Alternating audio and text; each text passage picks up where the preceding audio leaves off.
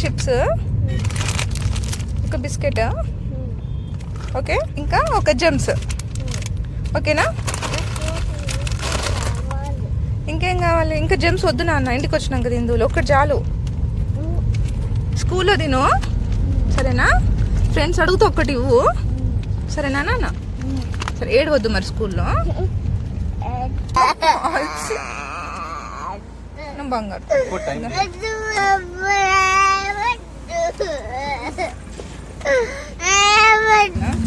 అమ్మ నాతో నువ్వు కూడా కూర్చో. సరే, ఏడుస్తూ కూర్చోను, నువ్వు వెళ్ళి నడు.